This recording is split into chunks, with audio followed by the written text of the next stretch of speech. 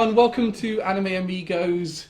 I'm Calvinakis of the Pokemon Punk. I'm Mr. Gundam Guru. I'm Rand Jojo Genius. I'm Manny, the Vanguard Vagrant, and welcome to the Anime Amigos, the anime podcast with the same structure and integrity as a PC put for The Last of Us Part 1. Hey! Topical. I want to laugh at that game so badly. I feel bad for the PC players, but I'm so happy that finally The Last of Us fucked something up! Yep. I think you could have said that about 2, to be honest, as well. I mean, objectively. Yeah, okay, objectively, sure. Okay, so it's our seasonal roundup. Mm-hmm. It was winter 2023. How did everyone feel about it? So many isekai. Yeah. Way too many What isekai. the fuck was up with all that isekai, honestly? There was just so much bloat this season. So I want to ask another thing though, which is how good this seemed like a season where the sequels way better than the originals. Yes. Oh, obviously. Yeah, that's why. I mean, it's quite clear because we got some really big sequels this season. Yeah, and we basically got the confirmation that Disney Plus Jail is no longer a thing. Yay. Yay. Because Tokyo Revengers did play on Disney Plus. And yet somehow season 1 isn't on there. So Yeah. it's going to be very confusing for people who don't have Crunchyroll. Yeah, that's baffling to me. It's also very confusing for people who watch the English dub because there are certain episodes that don't have it, but the next one will. Right. Because that happened to me. Because I was watching through it and it's like, hang on, this episode's only in Japanese. Yeah, the next one's English. I was binging it. I was just like, I watch it in English dub, make it a bit easier. 2 episodes, and then all of a sudden, bam, back to Japanese. It's like, okay, fuck my life then. I managed to get up to like episode 7 before the dub stops, but it's going to keep going. Yeah. They're going to go into next season. This is a holdover next season. Actually, you know what? I don't think Tokyo Revengers is. No, it is. It was 12 episodes when I saw it on MAL. It's 12 plus according to. To Google. And of course, Vinsog came back. That was a big deal. Yes, indeed. There's a few, but it wasn't as if the originals were terrible. There were some good ones in the mix. Yeah, they should stand out as Yeah, much as 13 sequels. episodes. Oh, so there's one more episode to go. Yeah. I'll be honest, I was struggling for best original. Struggling just to find things to even get the top 5. No, I had a top 5. It was a case of which one wins. It really came down to 2 shows for me by the end of it. And the thing is, though, this is the one. I wouldn't say it was a bad season, just kind of a dull season. Yeah, it was kind of a resounding. Again, the biggest problem was that there was way too many isekai. And as we all know, isekai is very mid to begin with. Yeah. So the fact we just gotten so much of it just made me think, I don't want to watch most of this stuff. Was there any isekai that sort of caught your attention? Oh, isekai and fantasy. We'll put the fantasy stuff in the mix as well. There were a few. There are some mentions from me. Like there was one that I wanted to like, but I hated the structure of it, so I dropped it, which was Handyman Saito. Oh, I didn't watch that. I didn't watch it. There was one that I liked when I watched the first couple episodes. Thinking back on it, I was just like, yeah, that was not very good. Which is campfire cooking in another world. Oh no, that one I dropped so fast. I liked it at the beginning, but then I sort of thought, wait a minute, how is he so good at cooking? There's like no background to this. He's just a workman. I only ended up watching one isekai, and it was Iceblade Sorcerer, and that was very, again, mid. poor. I've heard bad things about that one. Yeah. There was a couple I liked, but I mean, Saito should have been better than it was. But it does that thing of it tells a bunch of stories out of order, and I hate that sort of structure. Oh god, that kind. It did the Beyond Two Souls thing then. That sort of thing, Just yeah. like Star Wars. The other one I really liked proper was Magical Revolution. Oh, that one was good. That's my main one. And that is an isekai. They confirm it is an isekai. Is it? Yeah, it literally says Magical Revolution of the reincarnated princess. the princess is a reincarnation. Yeah, that's sort of why she is so obsessed with magic, because she wanted to learn how to fly in her previous life. That'd be pretty cool. So, what do you think? So, other than that, I mean, Can I ask a question? Yeah. Do you think we're kind of nearing critical mass of isekai? And then Oh, at yeah. some point Oh yeah, it'll kind I of feel like drop off a cliff. if this doesn't make people think, okay, let's tone it down, then yeah, the anime industry is doomed. I'm gonna say one. I don't think the anime industry is doomed. It's had way bigger crises than that. No, I'm more meaning quality rather than that. But even then, we've had worse crises than this. I think it's going to depend on Japan's market, because at the end of the day, like we could say in the West, we're sick of isekai, and it's the isekai fatigue hit long ago. But at the end, it's just selling incredibly well in Japan, so it's going to keep coming out. Yeah. I think it's going to be when that Japan hits what we've hit with the Marvel movies.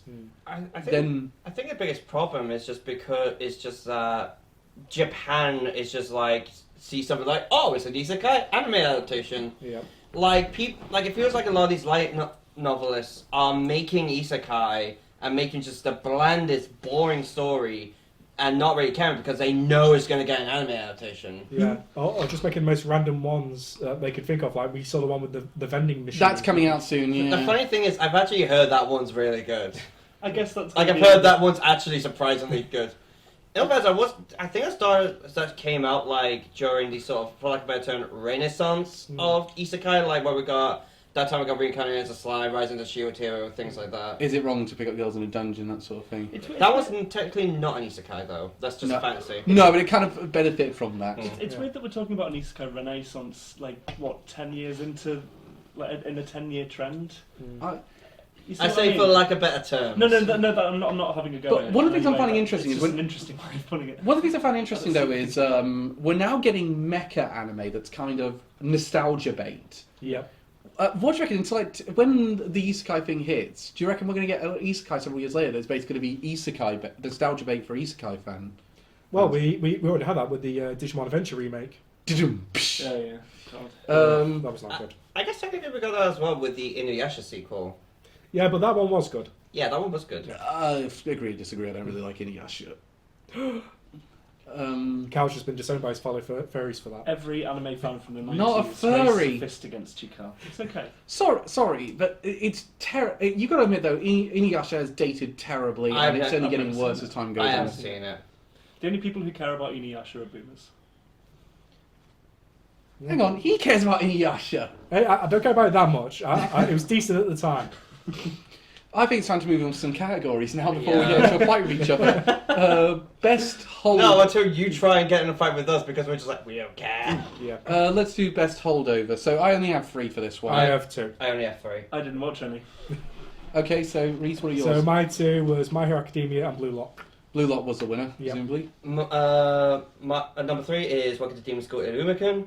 Number 2 is Blue Lock, and number 1 is Danmachi Season 4. Ah. Danmachi's continues so fucking well. I got Blue Lock in 3rd, Irumakun in 2nd, and My Hero Academia in 1st. I'm completely on the My Hero Academia bandwagon now. I think this is the season that's going to maybe convince me to drop waiting for the next season to come out and just jump straight to the manga. Yeah. Were you ever off the My Hero Academia bandwagon? No, I was a little lower on it during the 4th and 5th season because I thought I need the plot points to start picking up. It felt like it was stagnating. Yeah. Most of them was just like, oh, training arc. Oh, training arc. Oh, what's this? Another training arc. Now it's like the training's over, we're getting into it, and in this season in particular actually has the cool thing with Deku admitting to his friends that the power is inherited and he has to leave them because he's a danger to them. One of the best moments for me was the fight between Deku and Class 1A. Like that is something that felt like it was building up for ages. I don't think that's the best form of therapy for post-traumatic stress disorder, having your fight with all your friends. But it was as an implication, but as My Hero Academia is our holdover, it's quite clear that I haven't been keeping up with this. So I would very much advise you stop there. Yeah. But here's the thing: Blue Lock that did quite well. Blue Lock continued really well. Like It has. I was a bit hesitant when they were like separating the teams. They're separating all the teams, but yeah, it continued down really well. Yeah, I had the same hesitation because I thought, well, we've built up a good character dynamic. Why don't we mess with it? Instead now we're seeing how. Hello? Fuck's sake! Someone's trying to drill into our recording. Did the Wii Shop channel shut down again? Yeah, but yeah, like I at the same time, I like how we're like seeing different characters sort of team up together. Like we got Baro and Nagi and Isagi in one team, all of which from very different teams. So it's just really well done. Yeah, I really like that. Yeah, it's interesting all different personalities clash. Yeah, that we did in the first half. So Iruma-kun, fantastic one. Oh, Iruma-kun's been great. Oh, another one I forgot to mention that I have been watching. I really like it. To Your Eternity season 2. How is that still going? Yeah. They just finished its final episode recently, and they're going to have a season 3 down the line. But season 2 of that's been fantastic. Yeah. And I just wanted to gush about Danmachi a little bit. That season, holy shit! I thought it peaked with season 3, but goddamn, I was so expecting this one. It just got really dark and stressful, and I just loved it. I thought it was really, really damn good. Seriously, get back on Danmachi if you didn't like season 1 that much. I promise you, it gets way better. As I say, I'm working my way through it on your request. I'm going to start season 3 soon. Yeah. What is in your... Okay, so I think we discussed the holdovers quite well in that one. So let's move on to best OPs. Not a great season for OPs, if I'm honest. There was some I quite liked, actually. Yeah, There was some good ones. There were a few boppers. There were a couple. Overall, it was pretty weak, I thought. Yeah, no, it's not a great season for OPs. Like, of all the ones, this is the one I was like, this is going to be hard to make a 5. Not because there's really good ones. It's like there's not. No, all the 10 I have here are ones I did I like quite a bit. Yeah. Yeah, I managed to get 10 as well. Okay, Reese, let's get to yours. I've got to get the scorecard up, I've realised. Hey, so honorable mentions now, we've got Buddy Daddies, Magical Revolution, My Hero OP2, 7th Tomo-chan, 6th Blue Lock OP2, now 5th Angel Next Door. I can't be honest, I really did not like that No, OP. I hate Oh, really? I really did not like it. Wow! Crash Bandicoot. That was what that thing reminded me of. I've been thinking, I'm now not going to be able to get that OP ever again, but I'm thinking that's Crash Bandicoot. Wow! Reese? 4th, I went Nagatoro Season 2. I was tempted to put it on, but I hate the second half of that song. Yeah. Yeah, I disagree with it. I still like the second half. Oh, yes, indeed. That's why I'm not spotting it. 3rd went Vinland Saga. Easy one to find. It's the bottom one. 2nd, I went with Nier Automata. Yep. And 1st, I went with Trigun. Oh. Oh. But it can't beat No, the majesty of HT. It doesn't touch the original, but it's really bad. Okay, my 10. Number 10 is Tomo-chan Has to Go. Number 9 is the reincarnation of the world's strongest exorcist in another world. Didn't watch that. Didn't watch it either. Number 8 is Buddy Daddies. Number 7 is Danmachi Season 4. Number 6 is Blue Lock. Both of those would have been number 1 and 2 if they weren't holdovers. Yeah. Number 5 is Tsurune the Linking Shot. Didn't watch that. Yeah. Number 4 is Don't Tori Me Nagatoro-san. Yep, Number 3 is Revenger. of course. Number 2 is Vinland Saga.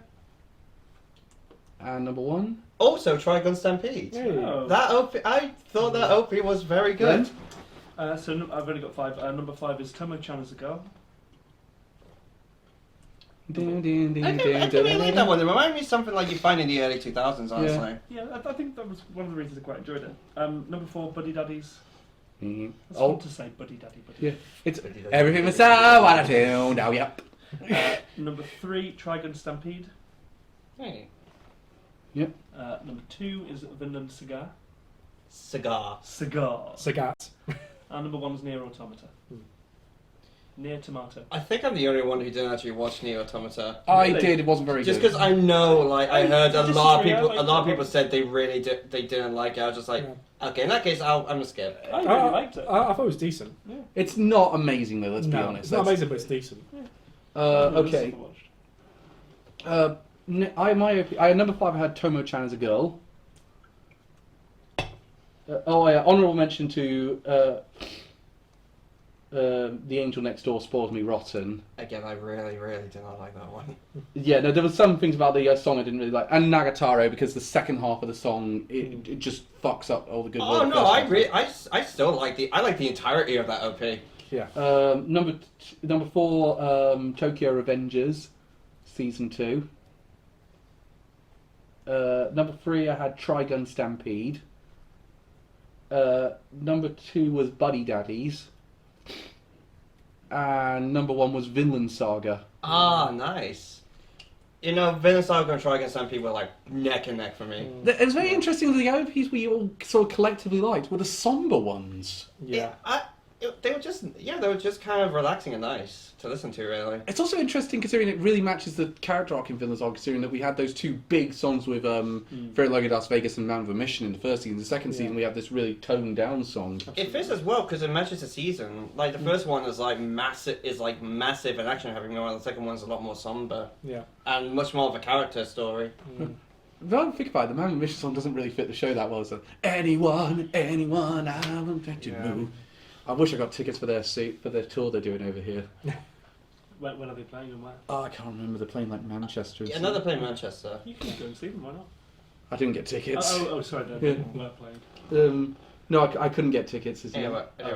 So what? I mean, Trigun Stampede did way better here than I thought, especially with you because I know you love the OP for the original Trigun. So this OP is not as good as the original, but it's still like really good. I love the art direction as well, and it's so good. Yeah, I love I love the visual. I just love the visuals of it. Just Vash walking through a sandstorm and whatnot. But I feel like it matches my issue with Trigun Stampede as a whole, which is it rushes too quickly to the somberness.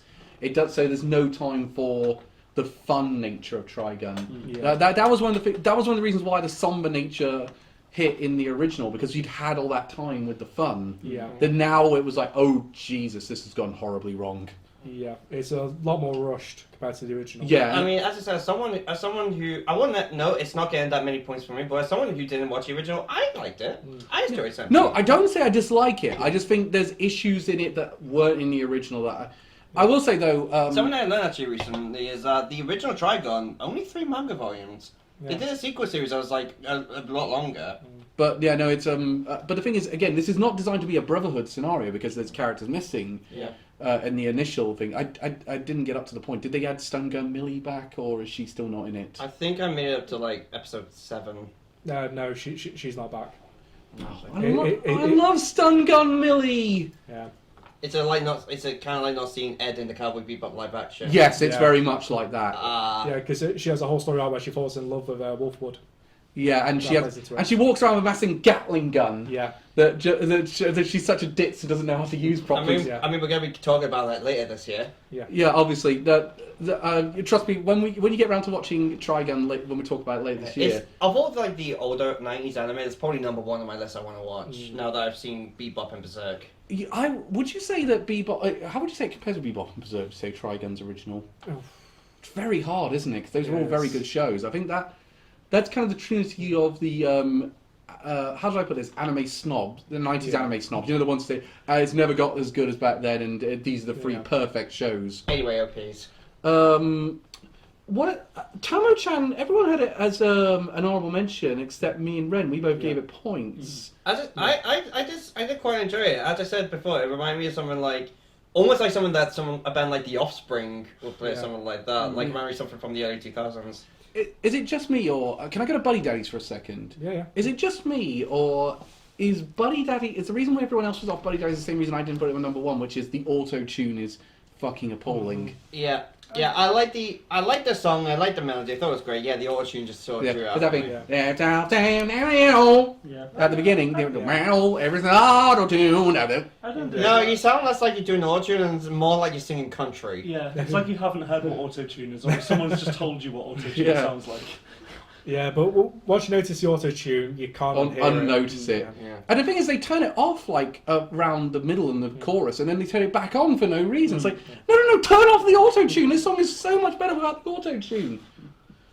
I quite like it. I think it adds to it a little bit. I don't know what way, but visually it does work out quite well, especially for the tone. Again, I should stress, Buddy Daddies is the one I'm definitely completely up to date with, but we haven't watched the final episode because that airs the evening of the day we recorded this. Yeah, which I hate that. I want to watch the last episode before this so badly. I will say, anyway, one of the ones I'm surprised got as high as it did, because it's in third now, is Nier Automata's OP, because it didn't really suit the show, in my opinion. Really? I thought it did, because it flashes back to when humanity was humanity. Yeah, I suppose you're In right. comparison to this post-apocalyptic future we see. I think it's more the song wasn't really up to par for me. I didn't really like. I like the song, and I thought the imagery was great as well. Yeah. I think it's very reflective. I think it also didn't help the fact I wasn't watching it that much because it kept getting fucking delayed because of COVID.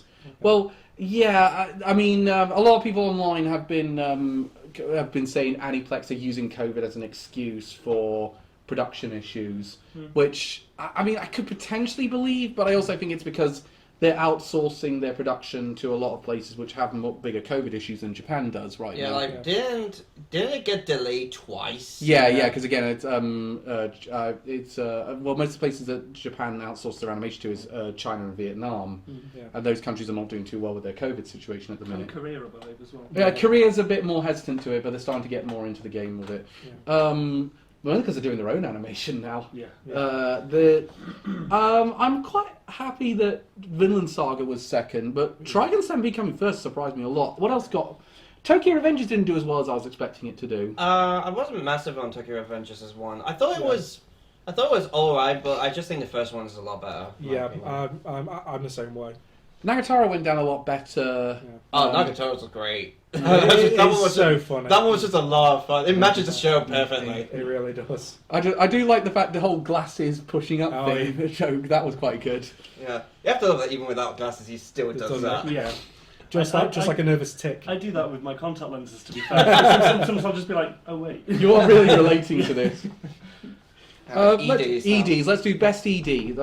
Not a strong category this year. But Yeah, there's this a few good one. ones. Yeah, I do agree with you that EDs was not that great. I was much bigger on the EDs than I was OPs. Okay, let's go. Let's start with you, Reese. So honorable mentions: 10th got Magical Revolution, 9th Angel Next Door, 8th Tomo-chan, 7th Trigun, 6th Blue Lock, because it has the funniest title. Yeah. Numbness Like a Ginger. Yeah, that's the actual title. I love that. Yeah. That's not going out. And then 5th, that's those musicians cancelled. yeah, 5th I went Nagatoro Season 2. That one's all right. Yeah, you're right. Yeah. 4th Buddy Daddies. Yeah. Oh, I'll have to skip this one. Hang on. Put Trigun in. Okay. Yep. 2nd Tokyo Revengers. Hang on a second. I actually did It's not Sarune. big on that one, honestly. And then 1st Vinland Saga. No surprises there. Yeah, I've got my list. I had My Hero ED 2 at 3. So I should do that. Okay. Elliot. Number 10 was Apple Sugar Fairy Tale. Please tell me I'm not the only one who saw that. No, I watched pretty much all of that. Yeah. Sugar Apple Fairy Tale, I should say it's called. Number 9 is The Angel Next Door, spoilers very awesome. Number 8 is Trigun Stampede. Number 7 is Tsurune the Lincoln Shot. That would be higher, but they never had like any end credits. They always had it over. Which one are we on about now? Tsurune. Oh, Sarune. Number Right. Number 6 is Blue Lock. Number 5 is Bungo Stray Dogs. Hang on a second. I got to do it because I didn't realise you weren't doing the actual one, so I had to delete some here. I said honourable mentions. Did you not hear to me say the numbers? Okay, numbers. Yeah. Number 4 is Tomo-chan as a Girl. What was number 5 again? Sorry. Bungo Stray Dogs. Good thing I'm deaf. While you are going to age, Cal. Yeah. So number 4 was Tomo-chan as a Girl. Tomo-chan's a Girl. Good choice. Yeah. Number 3 is Vinland Saga. Yep. Number 2 is Buddy Daddies. It's one of the few memorable ones. And number 1 is Don't Toy Me Nagatoro-san. Oh, wow. I really like that ED. I thought it was very fun. Yep. Me. So number 5 is Nagatoro. Smart choice. Thank you. Number 4 is Nier Automata. You're giving it all the points. I've given it Yeah. 4 so far. 3 Vinland Saga. You know, it's at the bottom. How am I missing that? 2 Buddy Daddies. I'm not saying I'm correct, but it's my preference. I like Tomo-chan's a girl ED a lot. Okay. That was a good one. I I did like it. I love it when they speak in time. I don't know how to. Yeah, I'm just a sucker for OPs and EDs as sung by the actors. Yeah, and the same with Nagatoro as well. The I thing, really enjoy actually, one I really love with Tomo-chan as a Girl is it's the one where June is singing it Oh, rather yeah. than Tomo. That one's great. What about? It's the only reason why my favourite EDs of all time is Slime Diaries. Mm. You know, join us, Kodama. That was one of my favourites. Anyway, I had Nagatoro as an honourable mention. Didn't quite make it. Trigun as number 5. Tokyo Revengers. Yeah, I wasn't really into that one. I didn't really like it. And I had Buddy Daddies. I had Vinland Saga at number 2. My number 1 was Tomo-chan as a girl. Oh! Fair play. Hey! I didn't expect to be agreed with on that one. Yeah. Hang on. Elliot, get the pie poppers out. Me and Ren agreed on something in a seasonal roundup. Oh, fuck! God. Sorry, you're gonna have to do with tissue wrappers. What have they been used for in it? Coins! Coins for everyone! Yay! You're cleaning that up. So then let's go for that one. So Tomo-chan as a girl. Me and Ren both agreed on it. We'll start with that one. And we got on you guys' list. It was really good. I did really like it. Yeah. Definitely. Again, I'm with you. I'm a sucker for OPs and EPs that are sung by the cast. Yeah, it's so good. When it's Again, I especially loved it when just one episode where June was finally discovering that he liked Tomo. Yeah. We got that one ED where it was him singing it. I just thought that was a lovely touch. I just really enjoyed that. So that one did very well. One of the EDs was sung by the same. What the fuck is the name of that show? The samurai with the one arm. With multiple prosthetic limbs. Dororo. Yeah. Light it up, baby. Yeah. I wanna say yeah. I swear it was the same band did one of the EDs. It might have been Nier Automata or something. But I really enjoyed that one. I know Dotomi Nagatomo-san had the actors sing the ED. Yeah. Yes. That one. Yeah. And that one, I just thought that one was a lot of fun. Yeah, I thought, really again, is. it matched the show perfectly. So close to making my list. I just love the visuals. I thought it was great. I love it with the cats at the end torturing Senpai. Yeah.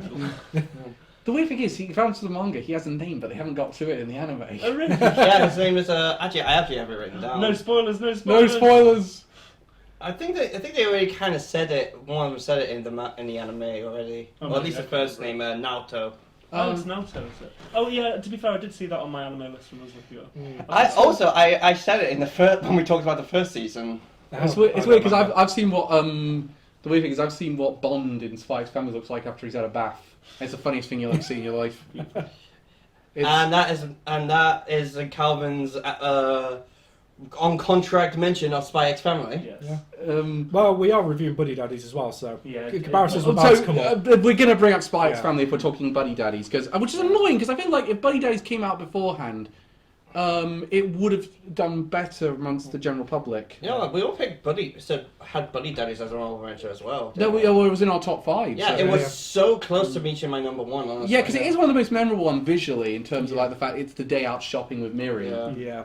and then just the shot of them all asleep on the couch at the end, which is very adorable. Yeah, like that could have been the whole episode in and of itself. But you have Yeah, to. easily. I mean, it kind of was with them buying stuff for Miri's preschool. I do love that. The one of my favourite moments in the entire show has been when they show up to the preschool. Say, it's your big day, girl. And she goes, go! And then all the mums are sort of texting each other how hot they are. Yeah. Saying, I'd like them to I'd like them to take a hit out on me. No, but the funniest bit was when they said one of them was a comedian, which is kind of understandable. The other's an oil baron. Yeah, Ray was the oil baron. I just loved that. I thought that was hilarious. I laughed for like a good 3 minutes. I so sympathise with Ray on so many levels. Well, you basically are Ray. Yeah. Well, there's an annoyed, exhausted bloke playing Mario Kart. Yeah, you play Mario Kart. You have to suffer with children, aka us. You sleep in a bath. Yep. I haven't done that for Frequent years. night terrors. I've actually never slept in a bath. Weirdly. No, that's not weird. That's normal. No, That is normal. I've heard that people do that when they get drunk a lot. No. No. That's probably you've probably been watching too many college American films. Anyway, let's move on. Vinland Saga is in the lead after all this. It was on. Vinland Sagas was great. It really that was was. just super good. Yeah, it was number 1 for me. Well, It was like really up there. number It was 2 so in my close. list. Number 3 in mine. It was so close again. What's your That was my best ED. your best one was Tomo? Yes. So yeah, well, how did you rate Vinland though? Yeah, I think I put it number 3 actually. Yeah, so It wasn't Vinland and Buddy Daddies was the most consistent in this category. Yeah.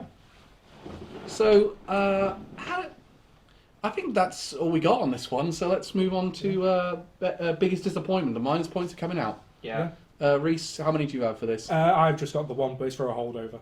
What was it then? It was for Blue Lock. Oh. Only because Interesting. I think the budget is running a bit dry because they use a lot more poor 3D CGI for the Ye- background footballers in this season. Yeah, it does make sense actually. Yeah, it's really off-putting. I have 4. Oh well. Number 4 is saving up 80,000 gold in another one for my retirement. That one was just boring. Yeah. Oh yeah, it really was. I gave it up one episode. Same. Number 3 was Endo and Kobayashi Live, the latest on the true tsundere villainous Liselotte. I don't know how to pronounce it. I saw you bitching about how many see, villainous anime. That one was a. See, I nearly put that in the list. that was just annoying. See, I nearly put that one on the scorecard, but I thought, no, none of us have watched that. I have. That was just annoying. Especially when the title was a paragraph. Number 2 is Ayakashi Triangle. This is a manga I wanted to read for a long time, and I'm a bit disappointed it wasn't as good as I was hoping it would be. Oh yeah, no, that one did not turn out as well. Number 1, and this is gonna get me burnt at the stake. The Angel Next Door spoils me rotten. You're correct. It will get you spurned to the stake. And Cal has now fired Elliot. Yeah, I'm going to go into detail why later. I'll explain why it is going to make my top 5 on original. Because he wishes he was a main guy. Fuck off. It's wish fulfillment. He's not denying it. But here's the thing. I don't know what's wrong with wish fulfillment. I don't see why people say wish fulfillment is automatically a bad thing. It is when that's the main selling point. Anyway, Look, the main girl's blonde. Cal was bound to love it. no, she's not. She hasn't got big up pie though. Moving on, Ren, quickly. You got defensive there, didn't you, Cal? I've only got one, which is Ice Blade Sorcerer, because it was just pretty pants. Yeah, so. I didn't watch that one just because I heard a lot of. Also, the title, the Ice Blade Sorcerer will rule the world. It's the same as, what is it, the reincarnation of the Demon King or whatever. Oh, it's that kind one. of thing. It's like, you know. Is it just one of those ones It where is. super strong hero gets reincarnated? Yeah, Yeah. Wise Man's Grandchild. Yeah. I was gonna say the strongest warrior with the weakest crest. Yes. Yeah. How do I remember that one? My disappointments. I have Nier Automata. Wow. Does not surprise me. You were not a fan of that. Not terrible, but it could have been way better. Yeah, it did live up to the game. I had Ningen Fushin, which was an watch isekai that actually had a really interesting start and then got boring as fuck. Wait, which one? It's the one about the misfits that have all been betrayed by someone and hate humanity, so they all team up together as an adventure I party. did not watch that one. It's really good start, really bad in the end. And my number 1 was a show that I had a lot of an interesting concept, but it was animated poorly. It was animated by a terribly animated studio, and it didn't live up to the hype, which was Katana of the Great Snow Sea. Didn't see that. Didn't even know that was a thing. Kaito the Great Yes, Snow. yeah, I didn't watch that. Didn't watch it. I heard of it, and I heard. I hadn't even heard of it. When he said bad animation, the first second I thought it was going to go on about it was going to be Ice Guy and his cool female colleague. No, the Ice Guy and Cool Field Colleague I liked. But... Yeah, that didn't have good animation though. The animation Fair enough. The animation's pretty not great in it, but it's a really cool concept and a really cool world. But it's animated by the people who did that terrible mech anime on Netflix. XR? No, that was on Crunchyroll. Knights of Magic. I mean, Netflix. It wasn't Ultraman. Ultraman, was it? No, not Ultraman. It was one before Knights of something. Oh, Knights of Sidonia. Sidonia. Yeah, Knights that's of Sidonia. It's the same studio that did them. The that Muse one. song. No, but Knights of Sidonia. Terrible animation art style, but great story. That was the thing. It was again this one. It nearly had that great story, but they can't animate the frames properly. Yeah. It's the thing that really puts, and it's weird because it was coming out the same season as Trigun Stampede, which is really great animation done by Studio Orange, who really know about doing 3D animation. Should we go to Elliot's one first? Oh yeah. The Angel Next Door Sports Roll. I get why you don't like it. There are 3 main reasons I'm gonna go into. First one, the story. Every episode is pretty much the same. After like the halfway point, it's all just ends up with the 2 of them sitting on the couch talking about sappy shit, and it all blends into one another to the point where I can't remember what happens in most episodes. No, number 2, the dialogue I fucking hate. It feels so drawn out. Like it just feels like there's things that could have easily been summed up in a sentence are drawn out for like 8 minutes. Seriously, a confession should not take like the last third of a fucking episode. And finally, number 3, and this is probably the thing that is a me thing. I don't know if anyone else is pissed off by this, but I need to talk about it. I can believe that Tomo and Jun were just friends. I can believe that Fuyusuke and Hiromu were just friends. I can believe that Senpai and Nagatomo were just friends. I do not for a second believe these two are just friends. They do not act like they are friends. They act like they are in a committed relationship right from the get-go. Like, this is not how friendships fucking work. Hell, the couple in Shikimori is not just a cutie, it's less sappy than these two. And those two are actually dating. Now, the only thing is, for me, there's 2 points. One, you would agree it definitely does not go in the trash anime like Jeff Few put on his video. I've not seen his video. He did a video of like trash anime for the season. He put that in the list at the end, and it was like, oh, piss off, dude. Honestly, the thing is, I like the beginning. I like the first half of it because they were actually doing things differently. I just feel like if you wanted to do all this lovey-dovey, sappy stuff, have them dating earlier. Yeah, no, have them go out like from the beginning. Maybe the premise of the story is them trying to keep the relationship a secret rather than just trying to hide the fact that they're friends. I like the fact, though, that I do think the second season's going to fix most of the issues. Honestly, I hope we don't get a second season. I think it's almost certainly going to get a second season. The light novel sold very well. Shows shouldn't have to rely on a second season. No, I agree with that. As I was saying, I realised Oh, good God, I just hate it. I really like this show. I'll be honest, I really liked it. I'm sorry. I'm sorry. Angel Next Door spoils me rotten. I wasn't big on it. Come on, name me a specific event that happens between episode 9 and 10.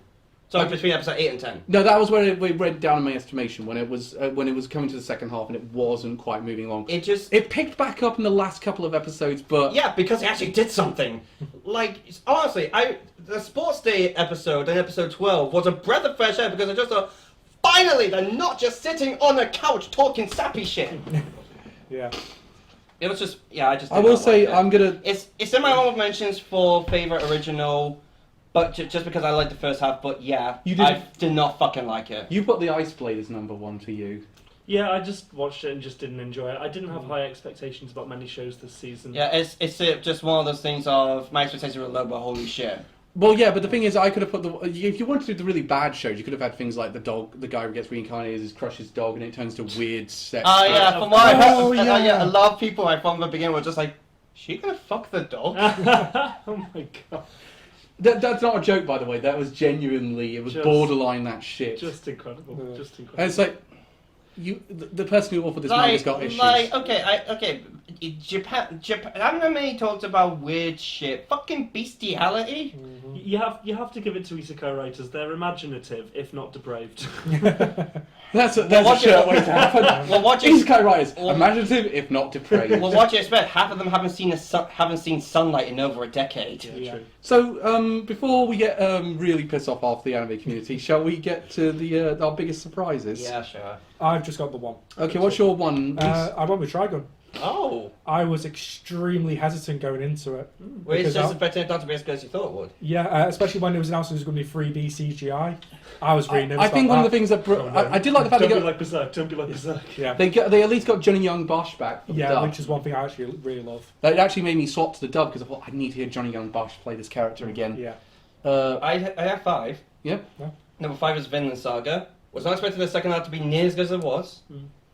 Number 4 is Tolune, the Linking Shot.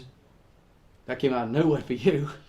Number 3 is Ice Guy and his cool female colleague. I'm glad because I thought you didn't like that show. I hated the name, but but the show got better as it went on. I'm glad of that one because I'm glad I'm not alone in that. Number 2 is the reincarnation of the world's strongest exorcist in another world. I thought that show would be shit. It turned out it was actually pretty good.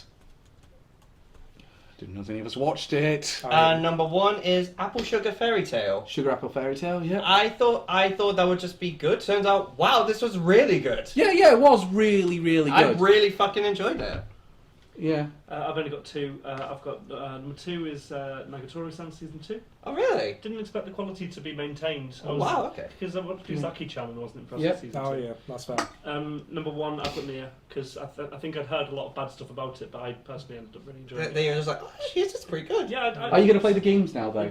I'm tempted to. I very would. much. I'm going to say now, I very much suggest Nier Automata, the game. The game's really good. Yeah, I'll back him up on that one. I own it on PC, on PS4, and on Switch, and it's brilliant. Is it on PC? It is on PC, Yeah, yes. I'll see what it Don't get the Steam version. It doesn't run very well. Oh, really? I thought that they would fix it by now. They fixed a few issues of it. If you're going to get it through Game Pass. Game Pass's version runs better than the Steam He doesn't version. have Game Pass. I know, that's what, but he's got to get it eventually because he wants Starfield. I'd just buy Starfield.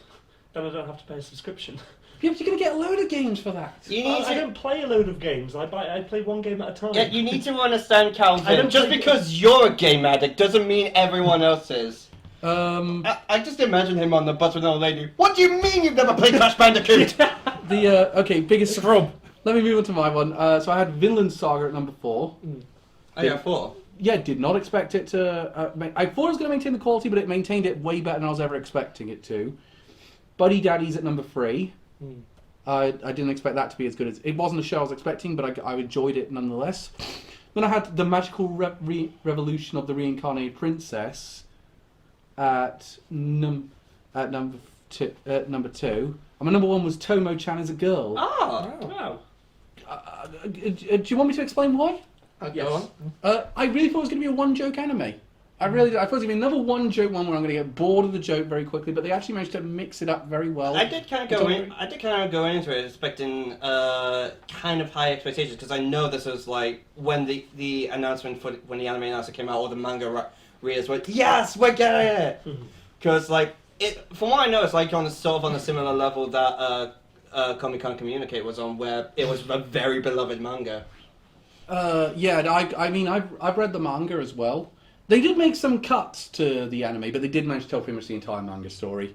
They cut it, but other than that, it was a very good show. The first episode did not hook me as well. The first episode kind of went, oh, this joke's gonna get boring fast, and then it worked. I saw the first episode, I was like, oh, this is fun. I think I'll like this, and I did. It was good. I really liked it. You'll be actually. There's gonna be some interesting things when we come on to one of the character categories on this basis. But I will say though, a lot of great stuff. Other big surprise, it actually managed to get an actress to play both the Japanese and English version of one of the characters. Really? Yeah. Carol's Carol's voice actress is the same in both the Japanese and English Oh, version. I only watched English dub, so I didn't know. Yes, right, okay. yeah, but if you watch she played the Japanese version of the character as well. Which I just think that's a lot of fun. Yeah. I Yeah, but the like difference that. is she actually gets to do the dialogue. Yeah, in it. that voice actress immediately got a lot more respect from me after hearing that. I do, just because I remember looking up after I heard it and thought, oh, it sounds very similar. The whole da da da da da da da da da. It's just I can't get through that without laughing. Yeah. Somehow, it's Carol is one of the funniest parts of that show. Yeah. Carol's great. I love her. Does June not like big boobs?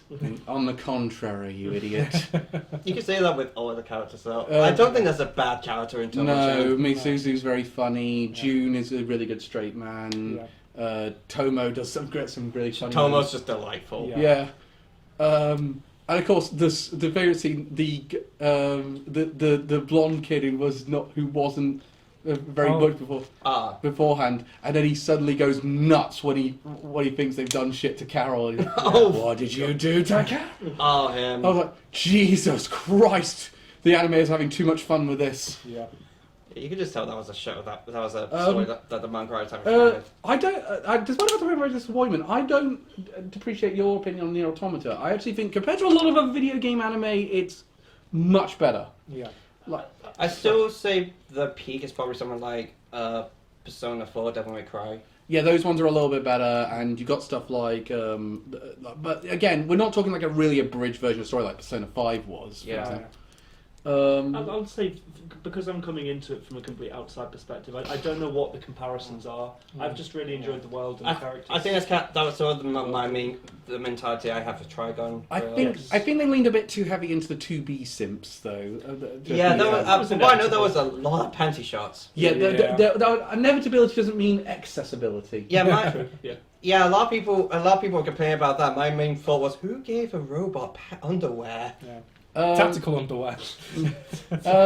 Elliot, what have you got? I picked Apple Sugar Fairy Tale. I'm glad someone else liked that show besides me. I really like that show. I legitimately thought, okay, this is gonna be an alright traveling show. They're gonna get closer. No, I thought it was surprisingly really good. Like, especially those last 3 episodes. Despite the fact it doesn't have really much of the traveling aspect, it does really remind me a lot of Spice and Wolf. I was just going to say, is it similar to Spice Wolf? Because that's what it sounds like. Too. Yeah, it's a little more saccharine than Spice and Wolf is. Yeah, there's surprisingly not much action as well, really. A lot of it is focused on the sugar sculpting. But one of the things I find interesting is, one, who weighs sugar like that, and two, it's a fantasy. But the other point is, I actually liked, spoilers for anyone who hasn't watched it, but I did like the heel turn of Jonas. Yeah. Yeah, I liked that as well. I was just like, holy shit, this was not something I was expecting. Like, yeah, and it's getting a second core in summer, so I guarantee I'm continuing with that. Yeah, I'm gonna carry on with it. I'm gonna carrot yeah. If neither of you have watched it, I do really suggest it. I have not watched it. Has it got an English dub? It has now, yes. Yeah, it has. Okay, I'll watch that. It's very good because I did Beast Tamer. I've called it the Beast Tamer for you. Oh, for yeah. that business. I'm guessing you've mostly been watching things in dub then. That's fair. It's I mean, I've been kind of swapping to dubs a lot. I'm on the dub with Tokyo Revengers. I'm on the dub with Vinland Saga. I watched the dub with Bungo Stray Dogs, hence why I haven't finished it yet, because the dub's not finished. I'm on the dub with. I was on the dub with Tomo-chan as a girl, but that was airing at the same time, so that made sense.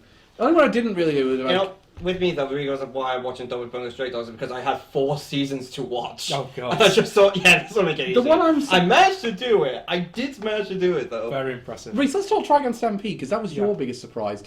I must be honest, I was expecting the quality when I heard Studio Orange were doing it, but... Yeah, well, that's what gave me hope, because when I initially heard about it, I heard before it was going to be 3D CGI. I didn't hear the studio behind it first. Yeah, and it's like, it's the Beastars animators doing it. Oh, well, fine. They also did Land of the Lustrous, didn't they? Yeah, Land of the Lustrous, which is another fantastic show. Yeah, I've just seen clips of it. I just think, wow, these guys are good with CGI. Yeah, no, Land of the Lustrous is phenomenal. If you've got a High Dive account, that is a must-watch, I'd say. Yeah, I was just so nervous because we've had so many poor 3D CGI anime in the past. Especially saying, what do you think of the... okay, here's one I want to know. What do you think of the character redesign? Because every character kind of got a redesign.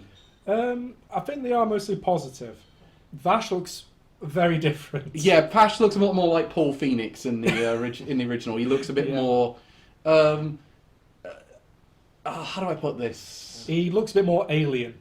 I'd say he looks a bit more like he attends a Tumblr convention in this one.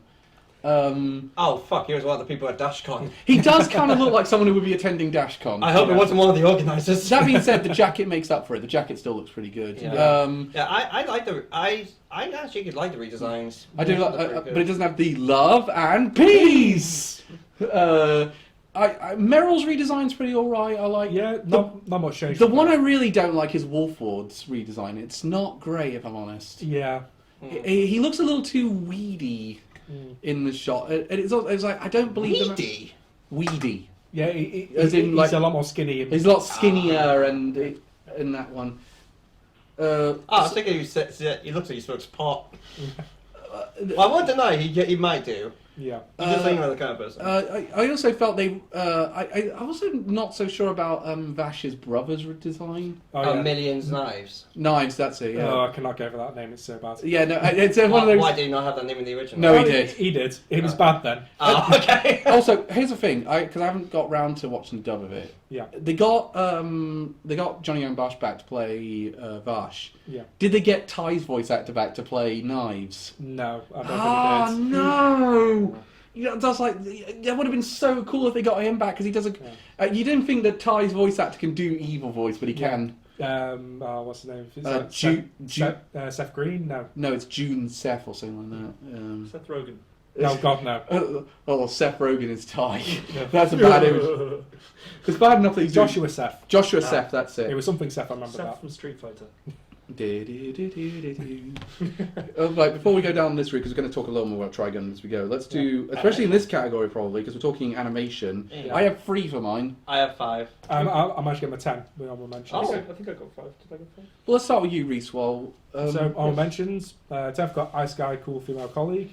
I thought that show was really badly animated. No, I thought it was pretty decent. I like the character models, but the actual it gets animation... it does take a few shortcuts, but Yeah. never mind. 9th went Misfit of Demon Academy Season 2. Yeah. 8th, Buddy Daddies. 7th, Tokyo Revengers. 6th, Near. 5th, Tomo-chan. Actually, yeah, the FIFA. That was good. Yeah. I'll add a couple more to mine. Especially with Slapstick. Yeah. 4th, Finland Saga. Yeah. 3rd, Magical Revolution. Magical Revolution. Yeah, the animation of that is very good. Yeah. Oh, it's in the category. 2nd, Trigun. Oh, only 2nd. Ooh. And first one with Bow Fury Season 2. Oh, shit, was not expecting that. Yeah, they really upped the animation for it. It looks amazing. Okay, Elliot. Okay, number 5 is Buddy Daddies.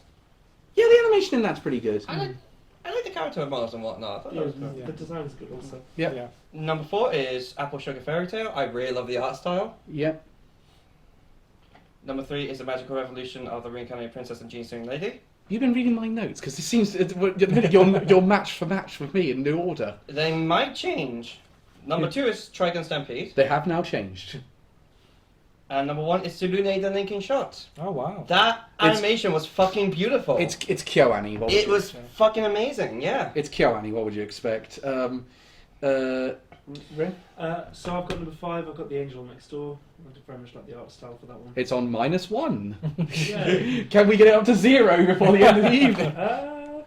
Coming to that. Please should have got no one picked that one as a wild card. Number 4. I won't pick it as a wild card. You're safe Thank in that you. front. Number 4, I put Buddy Daddies.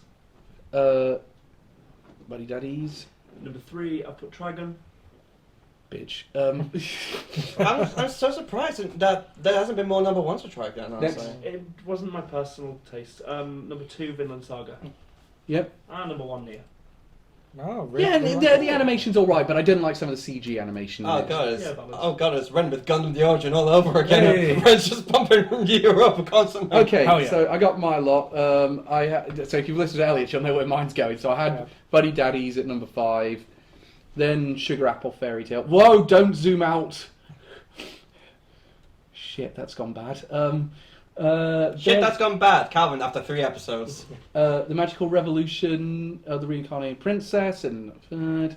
Then I had number 2. I had Vinland Saga. And my number 1 was Trigun Stampede. Not surprising. Shall I'll go to the top 3 after we do our talk. You but can zoom back in with the bottom right, Cal. I see it. The zoom bar. There you go. There we go. That'll do it.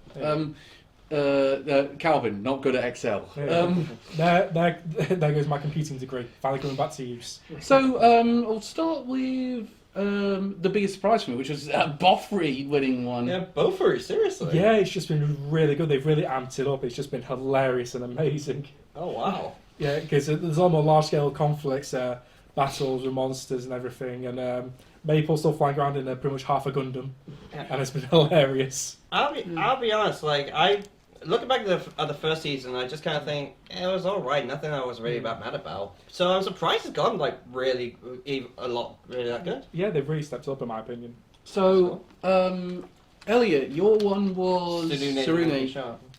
Actually, we all had different ones for this category. It's going to be interesting. Holy shit! Who thought an anime about Kyoto would look that fucking beautiful? Yeah, KyoAni's very good at that sort of thing, though. I love there were a number of visuals that I just love when you saw like characters getting like really nervous or losing themselves in some way. Like I remember one bit where everyone in the team was getting nervous. Like you saw like they visualized it by like water covering their feet and whatnot. And like when they really got it, they had like sort of wind particles show up. I thought it was so It just looks so fucking beautiful. Like the animation for Serena in general was really what heightened that show for me. And it was very imaginative from what you're describing. Yeah, exactly. I really suggest checking it out. By the way, I know Yeah, Calvin definitely. sort of says, "Oh, it's not as good as other KyoAni shows," but I still think it's really good. No, I think that's a bit a bad characterization of it. It's not that it's not. I don't think. I don't. It's kind of a case of I do think that, but I also sort of think I still think it's a good show. But it's I haven't gotten into it in the same way I've gotten into other KyoAni productions. That's the big difference for me. It's one of those. Do you know what it is? Though I think this is actually a sign of there's some good writing here, in here on at least some level, which is I want to like it more than I do. Yeah, I think that again, it's really good character work. I love like the arcs that some of them have. I'm talking about the show as a whole now, not just season 2. Maybe I need to go back and really get into it. I suggest going into it with a real open mind, sort of just. Well, the thing is, when it came out, it was one of my most anticipated shows because I was a huge KyoAni fan, and of course, but I think it didn't help the fact it came out the same year as Violet Evergarden. Yeah, that probably didn't help. And that meant all my KyoAni love went to that. Yeah, I am ashamed I slept on the show when it came out though. Maybe now that Violet Evergarden's all done, I might go back to it and do that one. But I'm already going back to bloody Danmachi for you, so I want to do one thing at a time. Yeah, finish that match first. Yeah, I'm starting season 3 soon. Shall we? Let's talk about your one, Nier Automata version 1.1. I mean, the thing that held me back from putting on this one, because some of the shots are really good. I don't like the CG animation in this one. The robots. I do get that. I mean, They're not. Let's be honest. They could have been better. It reminded me probably closest to like the Made in Abyss CGI, I guess. Like because it was only used for kind of like what was that one character in Made in Abyss? The Reg? No, the robot. Oh, I know the one you're on about. Yeah. He was kind of the most egregious use of it and repetitive, and they had to get like a lot of identical looking robots in there somehow.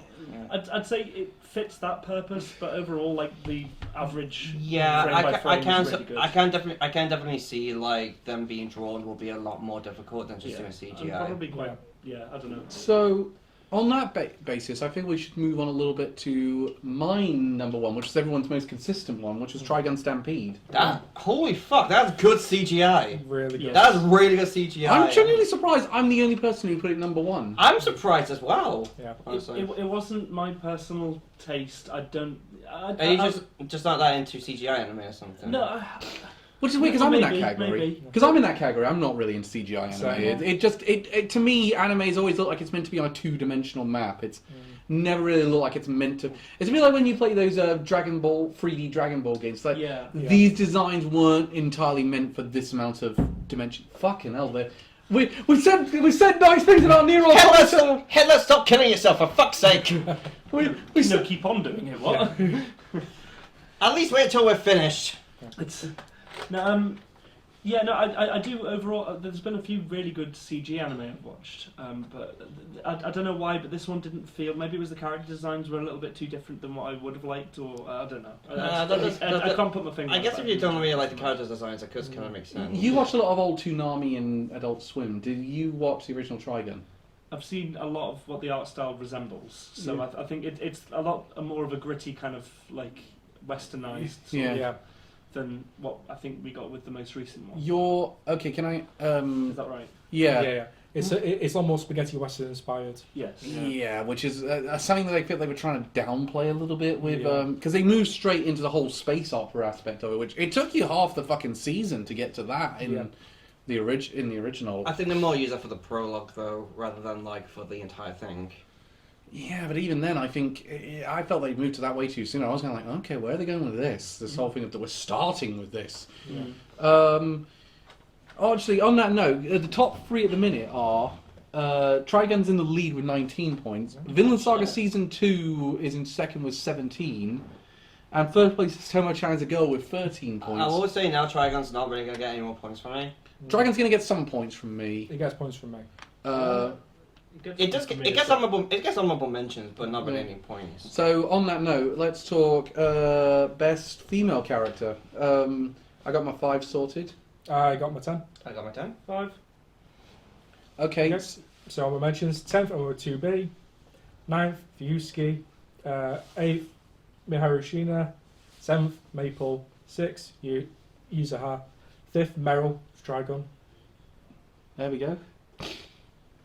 because she's still a good character. Yeah, although she's working as a reporter now rather than an insurance Insurance. agent. Ah, Yeah. major shift. Yeah. 4th went Nagatoro. Let's see. She's always a good character. 3rd, I went Miri from Buddy Daddies. Adorable. 2nd went Anisphere from Magical Revolution. Smart choice. And 1st, I went with Tomo. Hey. Alright. This might be where Tomo-chan's a girl starts streaking up some points here. For me, number 10 is Mel from Trigun. Number 9 is Fuyusuki from the Ice Guy's Cool Female Colleague. Number 8 is Yuzu Hashiba from Tokyo Revengers. 7 is Miri Unasaki from Buddy Daddies. It's just funny seeing a kid who's a little shit rather than a perfect angel. Yeah. Number 6 is Yu Leon from Danmachi. She will 100% be up there if she were an honorable mention. Number 5 is Hayase Nagatoro from Dotoimi Nagatoro-san. It's climbing up the scorecard. Number 4 is Akiko Yosano from Bungo Stray Dogs. Yep. Number 3 is Anne Halford from Sugar Apple Fairy Tale. Oh, good choice, actually. She's an honourable mention on my one. Number 2 is Tomo Aizawa from Tomo China's a Girl. Yep. And number 1 is Anisphere and Euphelia from Magical Revolution. It's hard to pick between them. I isn't could it? not pick between the two. They're both So really I have them good. both conjoined on mine as well. Hey. Red? So number 5, I've got Miri from Buddy Daddies. Is that an honourable mention? No, number 5. Oh, number 5, sorry. Sorry. Number 4, I've got Tomo-chan's a girl. And number 3, I've got Meryl Strife from Dragon. Number 2, I've got 2B from Nier. And number 1, obviously, Nagatoro from Miss Nagatoro-san. Of course. You fucking love her. It's a fucking good show. She's- Yeah, it is a good show. She has, a She- she has a good character. arc She's a this great season, so- character. Like, It really is. her Julo arc in this one was fucking great. It was, yeah. So, I put down... I decided to remove Mahiru from the list because I'll piss off people if I have an Angel Next Door Spoils Me Rotten character. I don't think She is boring. Cal, stand by it. I don't think anyone's going to get pissed off at you for having an opinion. No, because I'm looking at the list, I'm thinking, I probably should put... But if you like it, mate, just go for it. This Well, I'll is put the her at point. number 5, because I think... Yeah. Oh, I'm okay. gonna be honest, I just think she's boring. Had Miri from Buddy Daddies.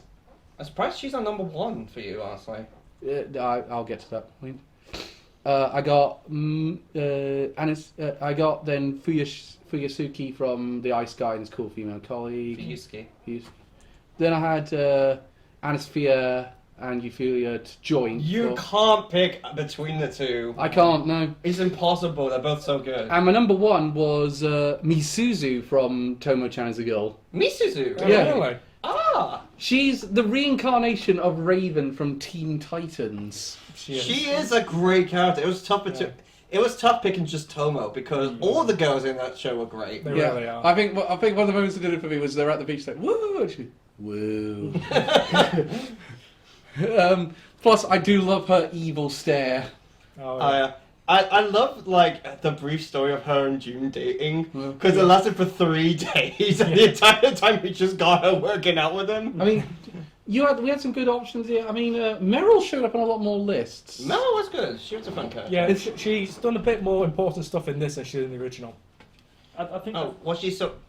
Would you say she was a bit of a nothing character in the original? No, No. she was there, but she didn't do as much. Ah, okay. She was a lot more of a supporting character. More of a observant. Yeah, her and Millie are more observers than they are actively taking part in a lot of it. Yeah, They kind of are audience proxies to a certain extent. yeah. Although I'd say I got 21. It's interesting because we now have a tie for first place No. because Trigun Stampede and Tomo-chan's Girl both are on 21. Oh, no. Nice. Tomo shot up massively in this category, Yeah, but Well, that show has fucking great girls. it Yeah. really does. Tomo was on a lot of lists as well. I mean, Nagatoro did very well in this list. Actually, you know what? I'm going to have Nagatoro on my list. I'll take Misuzu off and put Nagatoro on Hey. because I agree she had a better arc. Nagatoro was just awesome. Yeah. So, again, She's everyone's favourite bully. Yeah. Yes. I didn't think from season one that because I thought that I would lose it because it would just be the same joke repeated, but actually they kind of managed to turn it into something else that was enjoyable. I mean, my main thought is if they can do the same joke for one season and it not get boring, I think we have got a good thing going. Definitely, yeah. And again, as you mentioned, got a character arc this season, and Yeah. she did very well. Yeah, how she got a fair few with her trying to get very subtly get close to the senpai. Yeah, I mean, even Naoto had a really interesting character. Oh yeah, he was. I just thought the culmination of spoilers for anyone watching it of him asking her for a date was I thought was a really important moment. I really enjoyed that. Oh yeah, like you can tell, like he's not quite there yet, but he's getting there. Yeah. Yeah. It's done really well. Yeah. Another big one was obviously Anasphere and Euphoria. Oh, Yeah, they were on so everyone's good. list. They were. Oh my god, power couple. Yeah. They were just such a good pairing. And also they do work quite well together. I did feel like, although if I had to put in a push, if I had to put one on the list, it would be Anasphere. I think the best way I've ever heard Anasphere described is that she's the Isekai Chisato from Licorice Recoil. Oh yeah. Oh, yeah. I think that's a very good one. So Actually, she has the same peppiness, she has the same excitement. Similar dynamic actually with Licorice Recall, I think. Yeah. Yeah, kind of. And the other one was very similar to Soletta and Mirin. Yeah, and then obviously her arc in the last few episodes were really good. Yeah. Oh god, I've now got those images back in my head of Soletta being dubbed over by Courage the Coward. Oh, those are so good. The things Soletta, forget her. I'm surprised. the things I do for love. I'm surprised he didn't mention Anne from Apple Sugar Fairy Tale at all. Honorable mention, very close to making the list. She had such a fucking good arc. Yeah, and she's very much driving that show. In fact, if anything, it kind of downplays everyone else the fact that she's in it. Yeah, you kind of like you expect that. I say Xiao Fen Xiao also has a really good. He has a decent one, but again, I feel like he doesn't have as much agency just because she's put so much of the plot is on her. I feel like with him, well, he does have some agency. Like he does help her in like the last few episodes. I feel like, especially seeing where the first court ended, I feel like Xiao's probably going to get more agency in the second one. I also do like the fact that Xiao did make the decision not to change masters partway through, and he had an opportunity to. He actually has an opportunity on several occasions that he chooses to stay by her. Yeah. But it is very fairy tale like, which is what I think. It's cool. It does have fairy Yeah, tale. but I've seen so many things that have fairy tale and I think they don't really know what has made fairy tale so enduring. This one kind of does. It does actually, yeah. It does have that sort of magic to it. Should we go over the top three at the minute? Because joint first is Tomo-chan's Girl and Trigun Stampede. Second place was Vinland Saga with 17. Obviously, there was only really one prominent female character this season, so it was not surprising that it's not made. Yeah. And Nagatara's moved into third place with 14. Woo. So it's interesting. Tomo-chan really shot up. Again, I imagine Tomo-chan. Normally, I'd say Tomo-chan won't keep up in the next category, but it could easily go up because June could get some points here. Yeah. I'll be honest, he doesn't get points off me. Okay, so best boy. Best male. Reese, what you got? Got my honorable mentions. So 10th, I went Fujimiya from Angel Next Door. 9th, I went with 9S. 8th, Himaru from Ice Guy. 7th, I went Senpai from Nagatoro. 6th, I went with Ray from Buddy Daddies. 5th, I went with Fourthin from Vinland Saga. Oh yeah, no, that surprised me actually a little bit. Yep. 4th, I went with Anos from Demon Academy Season 2. Okay. 3rd, I went Junichiro from Tomo-chan. Tomo-chan takes the lead. 2nd, I went with Vash from Trigun. Tomo-chan loses the lead. And 1st, Takemichi from Tokyo Revengers Season 2. Oh, yeah. Shit, nice. Does have a very good arc. I do like him in that one. That's great. 3. Okay. Next. Number 10 is Himaru from Ice Guy's Cool Film Colony. Number 9, Naoto Hachioji, aka Senpai from Dotomi Nakato-san. Number 8 is Vasha Stampede from Trigun Stampede. Number 7 is Belle Crenel from Danmachi Season 4. 6 is Xiao Fen Xiao from Apple Sugar Fairy Tale. Number 5 is Junichiro Gobuta from Tomo-chan as a Girl. Yep. So that's now back in the lead. Number 4 is Rompo Edogawa from Bungo Stray Dogs. Rompo. Danganronpa? Number 3 is Sakamichi Hanagaki from Tokyo Revengers.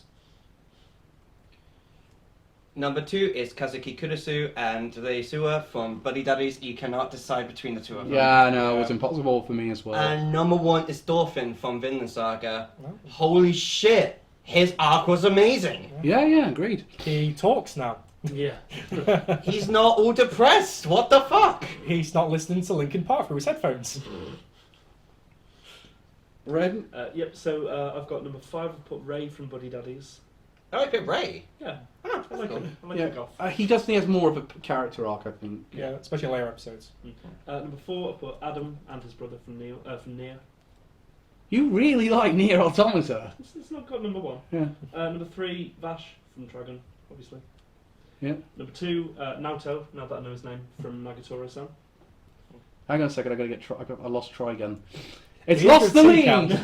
It is in alphabetical order. And somehow I lost it. Number 1, of course. What was second? Second was Naoto No. from Nagatoro-san. Yeah. And number 1 is Thorfinn. Hey! No surprises Thorfinn there. was amazing. He was really lost the lead because Vinland Saga's taking the lead. Hey. Okay, mine. I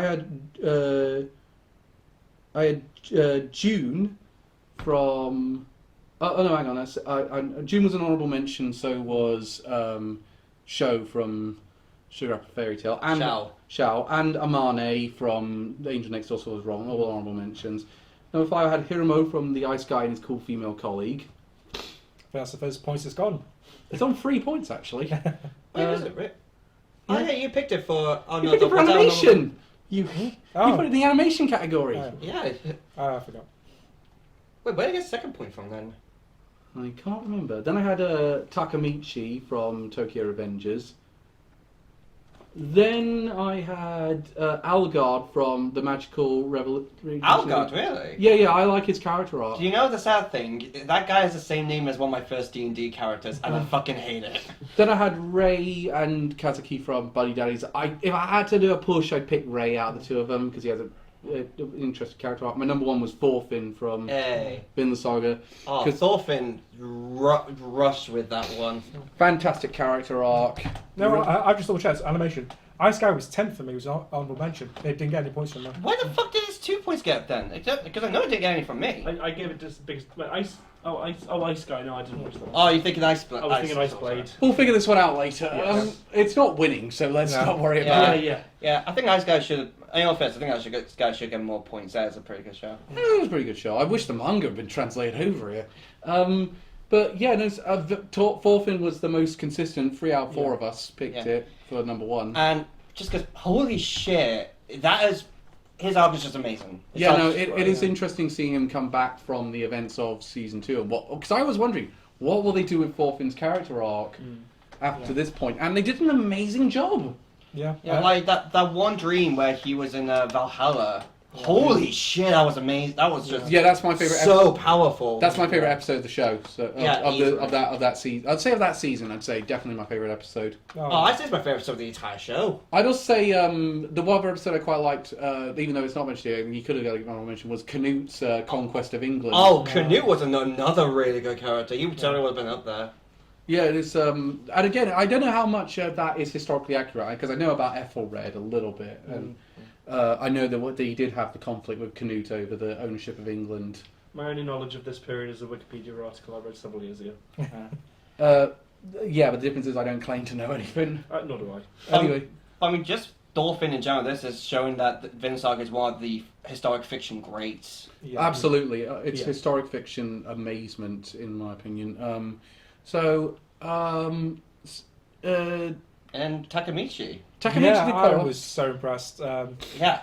Because the English dub has caught up now to the final episode as well. So No, it hasn't. It's a few episodes off because episode 8 onwards is not English dubbed. no, it is. It switches back to English dub. That's what I was saying before. Some of the later episodes do have English dubs. But yet some of the middle ones don't. Yeah, Then I'll wait for the middle ones to get the dub and then Yeah. I'll catch up with yeah, it. because I watched it last night, and I was just blown away by his performance. Fantastic character arc. Just shows like it just does a really good job of showing who Takamichi is because he's not the strongest, but he helps to inspire everyone else. Yeah. How far away are we from us having the manga completely translated over here?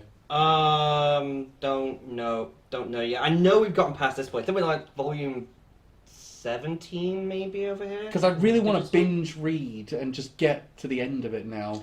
We're probably not going to get the ending for a while because it did only come out in Japan like a few months ago. Yeah. So, shall we talk? I think June was a very consistent one. June was very consistent. Yeah.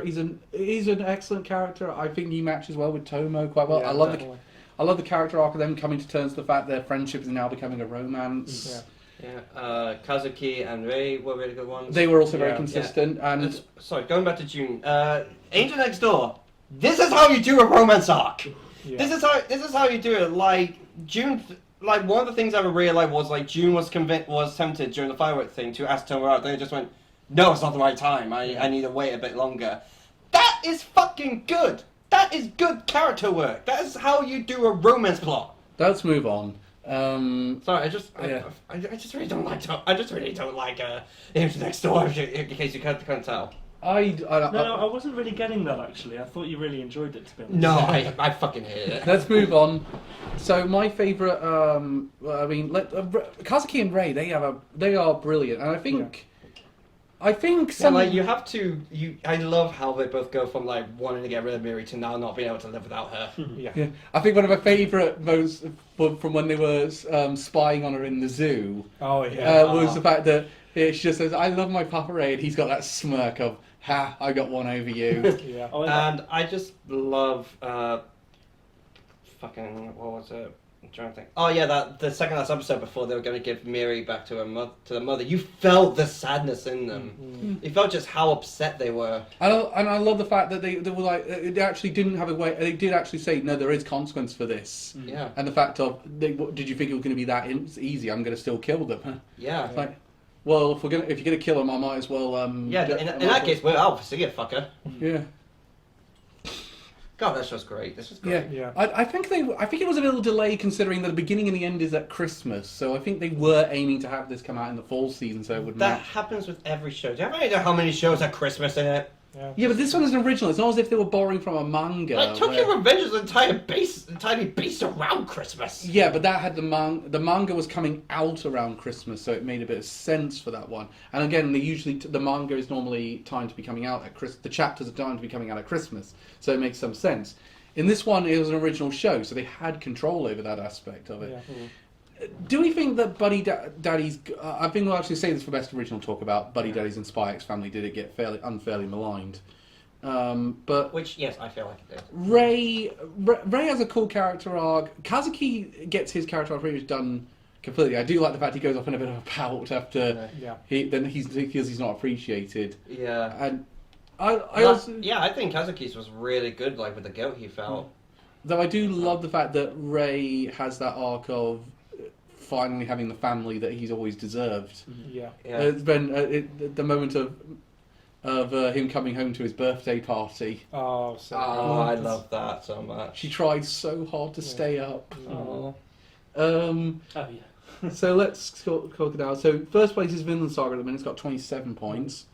Trigun and Tomo both are in joint second with 23. I'll be honest, I was not expecting Trigun to get this much. Yeah. No, Even weirder, Nagataro is in joint third with Buddy Daddies. They're both on 15. Ah. So we have a top 5 at the minute because of joints. This is going to... So the next category could be quite interesting because it's... I would say fairly... It's best sequel. Now, I got a weird feeling I know where this is going now. Oh, I wonder where. Okay. It's not like I've been talking about it every time you've been streaming. How many? Okay, hands up. How many of us picked Vinland Saga for number 1? What? Just Not us many. two? But yes. Three. No, Why do you missed out for me. So you picked Tokyo Revengers, Yeah. presumably. Yeah. Let's get these I points out was of the way. super into Tokyo Revengers this season. It was number 2 for me. Any other season it would have won. Yeah. So hang on, let me see. So that means Vinland Saga needs another 9 points. So- It's just 1, let's be honest. It's winning. Not necessarily. It could. Tomo could catch up in the next round. Incidentally, so Tokyo Revengers was your number 2, I'm presuming. No, I actually didn't watch Tokyo Revenge. So Trigun then, presumably. Yeah, Trigun. That was number 2. And then Nagatoro. Nagatoro was number 3, so Nagatoro gets that one. Oh, I thought Nagatoro would be higher, I'll be honest. No, yeah, no, I don't know. They're roughly equal. Can I come back to that one in a minute? Reese, I'm presuming that Finland was your number 2. No, it's for Trigon was my number 2. Oh. Mhm. Yeah, in spite of its issues, it is pretty good still. Yeah. Elliot, I'm presuming that Tokyo Revengers was your number 2. Yeah, I actually have 6 for a sequel. Sorry to say, Trigon was a honorable mention. Okay. So from top to bottom, I guess, Tokyo Revengers, Tsurune. Hang on a second. Tokyo Revengers was on 12, 13, 14. So, Sarune, yeah, obviously you did like that I one. fucking love that one. Yep. Bungo Stray Dogs, Yep. and then Don't Toy Me Nagatoro-san. Don't talk about Nagatoro-san, but Vinland was number 1. Vinland was number 1. I had Nagatoro at number. I had Nagatoro in there, obviously. So that one was that. That one got some points. Trigun Stampede was number 3. Tokyo Revengers was the number 2. It was so close. Any other season it would have definitely won it, but Vinland had to take it. Yeah, for I'm a little disappointed that Vinland came out this season because after watching Tokyo Revengers, I wanted that to get up there so badly. It's well, to be fair, both Tokyo Revengers and Vinland Saga are former Anime of the Year nominees for us in their respective years. Yeah, I mean, how one of them was an Anime of the Year winner. Yeah, I mean, at the minute it's looking like it's going to get a second nomination. I mean, obviously, a British original could change things up, but and again, we don't do it by score initially. Its score is just there if we can't make a decision. Yeah. But let's discuss Vinland. It had a brilliant second season. They introduced a brand new cast, did a very good job with it. Yeah. They had a really good character arc for Thorfinn. You wonder where it'll go after Askeladd's death. And they actually managed to find a good way to bring Askeladd in briefly with the whole trip to Valhalla. Yeah. Rhino was a really good character. I love where Canute went. Canute had a brilliant couple of episodes. I mean, the fact we saw that change of what happened when he gained the crown, the fact he's willing to kill his own brother for maintaining peace, even though he does actually like him. It's not as if it's someone he doesn't like and he's one who's wanted to do this. It's that I like you, but for the greater good, you've got to die. For the greater good. Yes! Shut it! Shut it! That's it. That's it, everyone. There's not getting better than that. Cancel the whole show. He's not Judge Judy and Executioner. So, Tokyo Revengers is a very good... Especially our final episode. I mean, wow. Wow, the last few... Just that entire arc, I was not expecting the Shiba family to get quite that level of development. Yeah. Especially from Yuzuha. Yeah. I'll be interested to see where Tokyo Revengers goes with its next arc now. The plan is... It's funny because it feels like it's gone from Takamichi just trying to save Hina, and now trying to save everyone in Toman. Like it's gotten that close to them all. It's also gone very Steins Gate in that the harder he tries, the more he screws everything up. I just I'm certain this time for fuck's sake, I'll leave you alone for 14 years and you do this. It's like it is very Steins Gate in that regard, That's the character arc I was going to relate to Thorfinn. Actually, was that of what the fuck's the main character in Steins Gate called? Oh my god. Rintaro. Yeah, Rintaro. Is that he's had like a goal for so long and then it's been swept away from him and he's just lost. Oh wait, I'm sorry. Hoenkyoma. Yeah, Hoenkyoma.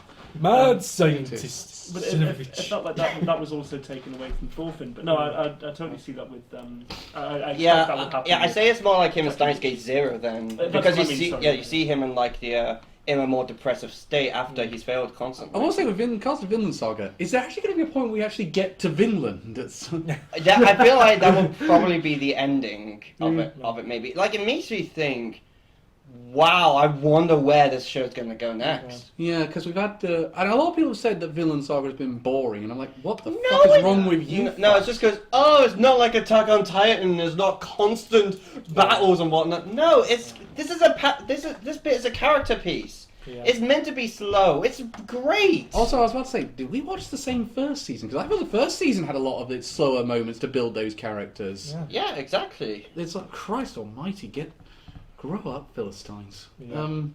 Like the moments with Thorfinn and Askeladd just talking were some of my favourite moments in that. To me, that is reverse snobbery. Yeah. If you catch my drift. It's like those people who are only entertained by something shiny. Yeah. And I mean, Vinland Saga. I mean, Elliot's already said if we don't pick it today, it's going to be one of his wild cards. Oh yeah, absolutely. Actually, both this and Tokyo Revengers will probably be wild cards if neither of them get picked. Well, only one can get picked today. So, Yeah, no, so neither. So, but wow, I thought I was at the point where I was saying, can Vinland Saga maintain that high note? Because we were really high on it before. Yeah. It absolutely does maintain that high note. I mean, you picked it as a wild card in the year that we won. Yes. I mean, so you presumably love this season. No, I'm huge on it. I really am enjoying it. And it's a total change. It's of pace. continuing into next season, so that's going to be. I'm really wondering what's going to go. For me, it shows that because it changes the narrative as well as changes the story arc. Like, I mean, the first season saw such like a relentless pursuit of Askeladd as a goal, and that was taken away, and now we have a really kind of morose, sort of reflective side of Thorfinn, which I've been really enjoying. Let's finish so I think it's time to finish it off with Best Original. Let's see what won this one, because I think this one's going to be a bit more spread out. I have 8 for this one. I have 5. 5. I got 5. Right, so my 5th place was Ice Guy and Cool Female Colleague. Yeah. Oh, okay. I like that show. Yep.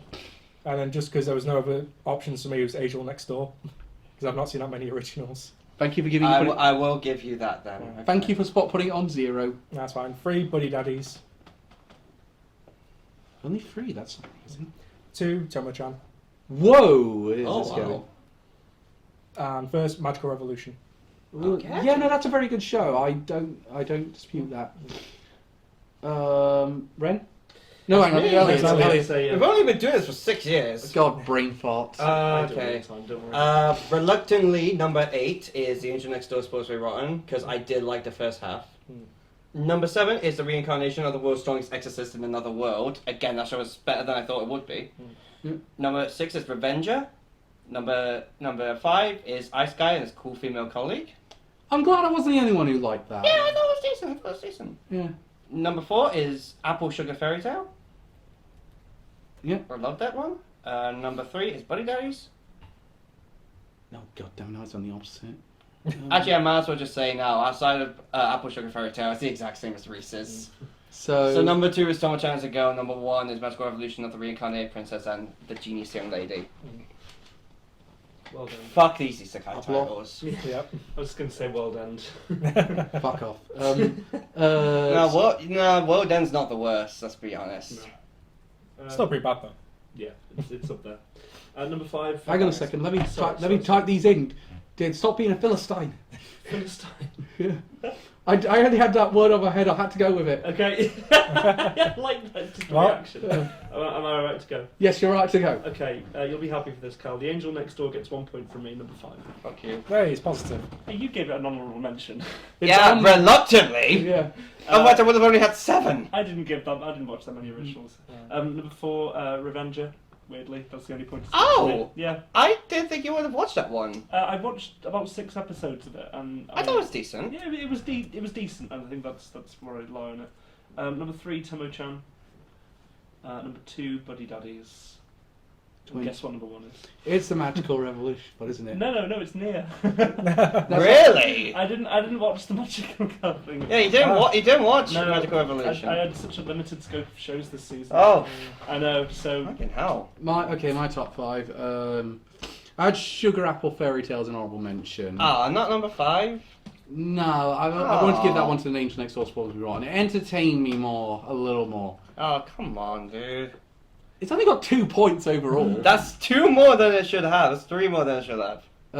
Next up is I had the Ice Guy and his cool female colleague. Hey. Then the Magical Revolution of the Reincarnated Princess. Then I had Tomo-chan's A Girl as my second. I'm not surprised by this in the slightest. My number 1 is Buddy Daddies. Yeah, not surprised in the slightest. yeah, we knew that was coming. Can I say I'm surprised none of us picked Tomo-chan as a girl, honestly. Yeah, that was surprising considering how much it was on there. I was so tempted to put out number 1, but I thought Same. It was so close. It was so close. The thing that stopped me was the fact that ending was a bit of a just stopping moment rather than conclusion. Like I want a little more than what we've got, but even though we're not going to get any more. Yeah, it's sad. I want a second season. I want to see where Tomo and June go. Well, it'd have to be anime original because the manga's done. They've adapted the entire manga. Well, you did say the manga writer's thinking he may be alright going back to it. He might go back to it, but I think we're at that point now where it's probably not going to happen. So, Ren, Yes. you picked Nier Automata. Yes. Very good choice on some cases. Yeah, I'm surprised by that, honestly. Again, it's the one that I was most kind of immersed by. I don't know. I really like the world and I like the questions it raises. So for me, that was a really interesting one. Having not experienced the games. Well, my question for you, Ren, is: has watching this anime made you want to play the game? Yes, definitely. Yeah, I would very much suggest it. Well, I know what I'm getting you for your next birthday. I'll wait until it's on sale if I can get a good version of it online. Anyway, but let's talk Buddy Daddies because it was my number one. Yeah. Again, it was fun just seeing it because in shows like Spy Family and the Yakuza Babes, and you normally see the kid be a sweet baby angel, and instead of this one's just a little shit. Yeah. Mary's just a fucking nightmare. I do love the fact she did that. One of my favourite ones from her was when she messes with Ray's exercise machine, so he has to run fast. And so her laugh is infectious. Also, can I just say, I thought that he was saying MIDI at first, and I was like, have they named it after that pink blob from fucking Made in Abyss or something? There's some of the subtle moments there, like when he's put the gun ahead and she's going poke. Miri, I found your papa. Yeah, like you just, it is a good show. It is really good. It really is. I like what it does differently that I like about it from Spy X Family is that it is a lot grittier and darker, which you kind of wouldn't. I mean, going away from Spy X Family, you don't see that. So much. It focuses more on the family elements than Spy X Family does, because that one definitely has more of the focus on the spy. Yeah. This one feels like a port in a storm kind of thing. Yeah. That these people shouldn't have such a nice situation in the world that they live in. If that makes sense. Yeah. But here's the thing: do we think Buddy Daddy's got unfairly maligned because of Spy X Family? Oh, definitely. It's definitely been overshadowed. People would see it as a copycat, I think, and not give it a chance. Which is a shame because clearly, by the time it's taken, how long it's taken, it's been in production for quite a while. Yeah. So it's obviously not a rip-off. This feels like something that the makers wanted to make because, as part of the fact, it's about a makeshift family. There's not much the two shows have in common. I mean, one's for a mission, the other's because they killed his fucking dad. Yeah. I do love Kazuki's face. Oh shit. Again, wait, I can't have a cat, but you can have a kid. The interesting thing, though, is again trying to get around the game licenses because you can't say Mario Kart. Yeah, so they go Mario. Yes, and even the music's very similar as well on the game. Mario Radio. I was going to say, it's me, it's Mario from fucking Part 4. Outstanding. Do you know what? Do you want to know what? There's a very famous fan translation of Part 4 manga because it was like some Chinese students who did it and they've got really poor grasp on English at the time. And Mario is known as Du Wang. And one of the I think the name of the part is Diamond Does Not Crash rather than Diamond Does Unbreakable, and it's Oh What a Beautiful Duwang. Is Mario Kart like a common thing that they changed Mario Kart to? Is it like McDonald's? Because I saw McDonald's and what was it? Was it? It was when they overturned the McDonald's sign for International Women's Day, and everyone was commenting that it's fully gone out. I mean, example I always think of is there was a part-time at Wook Ronald's. That's great. So okay. So Magical Revolution. Yeah, it was top for two of us and in third place for another one. Oh my god, it was just really, really, really good. Yeah, it was so amazing. Like I love the character arcs. Like the girl that Algard ends up dumps Yuffie for. I was not expecting her to get a character arc, but she did. It was a fucking good one. By the way, that slap at the end was very satisfying. Oh my god, absolutely. The thing that made me not pick Magical Revolution is the fact I feel like the fight with Algard should have been the finale. It felt like that went a bit sooner than they wanted it to. No, honestly, I feel like that came up at a good moment because we did get the arc. But the arc afterwards made up for it. Yeah, the arc afterwards made up for it, but it also felt like I'd already started on I finished season 1, I was starting on season 2, and I've not finished season 2. Well, I guess it kind of depends on how short both of the arcs really were. Well, let's see, because I think this will get a season 2. I hope so. Like, Yeah.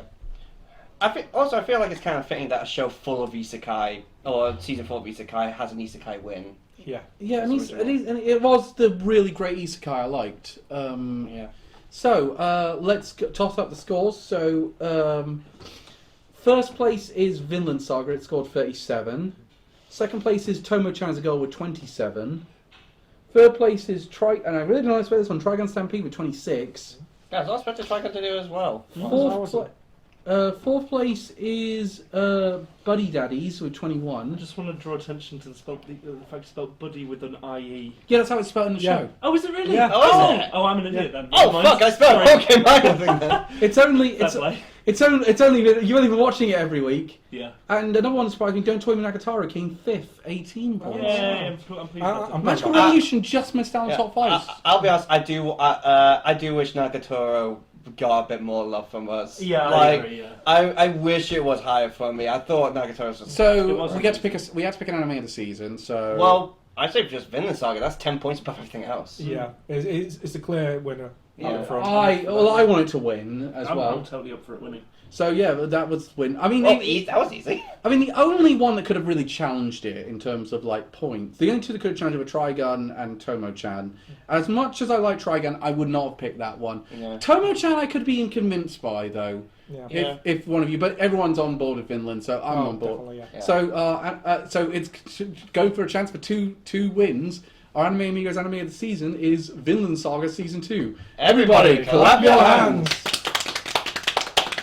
So, let's talk. I am very happy by that. As am I. Yeah. Vinland Saga is amazing. Well, before Reese collapses, let's figure out. Let's have a look at what's coming next season. I think it took a lot for Vinland Saga Season 2 to top Season 1, considering how amazing that was. I'm not sure Yeah. I'd go with tops it just No, yet. I say even meets similar. I say currently it's on par. Comparable. Yeah. I say Season 1 is a good action piece. Season 2 is a good character narrative. So, immediate one that jumps out to me is one that's coming out as a manga. I actually read the first volume of, and I actually quite like it. A Galaxy Next Door. Oh. Very Tonakawa, but it has a bit of family raising mixed in with it. One that pops up to me is Masho, Magic and Muscles. It's actually, for my part, it's a good one. It's basically a world. It's a bit like Black Clover, where it's a magic school, but there's one guy who doesn't know magic, so he just gets really buff. Oh, so it's Rock Lee. pretty much, it's a Shonen Jump manga. It's got a lot of praise, actually. Tezuka Productions has My Home Hero coming out. That looks alright. New Doctor Stone. New Doctor Stone. Very excited about that. Yeah, so you have to make sure you guys watch the OVA beforehand. Yeah, okay. Because it ties directly I into it. haven't watched Season 2. Konosuba's getting its Should. spin-off with Explosion of a Wonderful World. One Yeah. that a lot of people are looking forward to Yeah. is Jukokuraku, Hell's Paradise. Uh, That one's a very beloved manga. Well, we've also got our favourite returning one, In Another World with a Smartphone, Season 2. Actually, one of my personal favourites is coming back. Tonakawa for Season 2. I'm surprised it took Oh, this nice. long. Actually, a new one's coming. Another one we love is coming now. Ranking of Kings. Yay! Yay! We get more. Wait, is that next season? Yeah, this Yeah. next season. Eden Zero's getting its second Hang on a season. second. No, I'm not seeing Ranking of Kings here. It is on MAL. Yeah. It's on the T. Yeah, starting on the 14th of April. It's not an Anime Planet. Go up. You're on. No, it is on the MAL. Go See? up further. Keep going. Oh, they really need Yeah, to. I'm meant to go by a Japanese Oh, no. title. Oh, it'll be Osama then. Yeah, Osama ranking. OU something. Oh no, I can't even see it on there. To be fair. Anyway, No, it is. it's- I promise you, it is coming out. We've also got the first Pokemon series without Ash in it. Yeah. That's gonna be Oh, weird. Demon Slayer. Fuck. No, Demon Slayer is not coming back now. Oh, sorry. That's fall. Oh, okay, my bad. We've also got Gundam Witch from Mercury Season 2. Yeah, Witch from Mercury coming back. That's gonna be great. New Ancient Magus Bride. Oh, yeah. Oh, is that? Ancient Magus Oh, Bride, yeah, that's fantastic. coming back. Wow. I thought that was already out. No. No, season 2. Oh, great, cool. Birdie Wing, the golf anime, is coming back for Season 2. Long awaited return. Why? One I'm kind of interested in is Love and Yamada at level 999. It seems like a pretty Let me fun find romance that one. There's another in-game isekai one. What is it? My one hit kill sister or something like that. I don't know that. Yeah, no, it's look, going to be I a can't- fan service. It's going to be the most. I'm gonna have to go. I'm gonna have to go to. I'm gonna have to go to my anime list because this list is. Oh, we've also got the final complete. season of Ultraman on Oh Netflix. boy, Oh. boy. Boy! I'm happy that it's the final season. All 12 frames of it. A new Duel Masters, if anyone cares. What? Yeah, new Duel Yeah. Are you Masters. kidding me? Let's see what else is coming. I would watch that. I fucking Yeah, love Duel Duel Masters win. Oh mate, I'm watching that. I fucking love Duel Masters. Loving Yamada at level 999. I went to. Here's a fun story. I went to a Duel Masters tournament when I was like 12 or 13, something like that. And I'd watched the anime with my friend, and whenever they wanted a duel, they go Katuda. And I went up to people at this place and went Katuda, and they were like, "What the fuck is this person doing?" Oh, do you want something fun? When there was a guy I used to play Carver Vanguard with when I was first getting into it. We would just keep quoting the anime like "Stand up, the Vanguard." Oh, one for you, Reese. Eden Zero coming I back. mentioned that before. Yes. Another Konosuba, the Yeah. Konosuba spell. It's Megumin. One is starting tomorrow on Disney Plus. Heavenly Delusion. Yeah.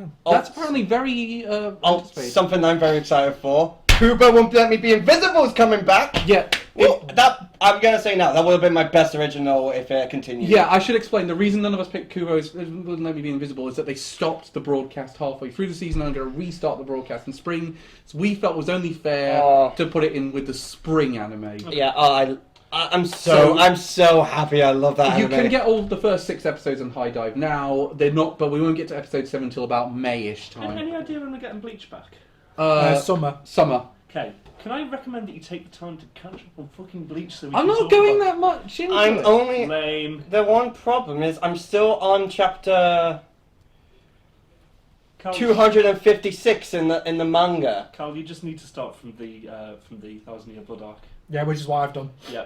Elliot started JoJo's part 5. But the thing for me, 6 rather. the thing for me, The difference, I feel like you need more context with Bleach though. I love the fact you had to stop me putting a spoiler in my book when I did the Bleach chapter. Yes. Don't worry, I will try and catch up with Bleach. Don't Even worry. though So I everyone can knows watch it. that fucking spoiler. Yeah, and also all 16 seasons of Bleach are also up on Disney Plus. Are they all on there? Yeah, no they're all on excuse. Watch them all. Skip the Bound arc, the Ray Guy arc, the Zanpakuto arc, and what else?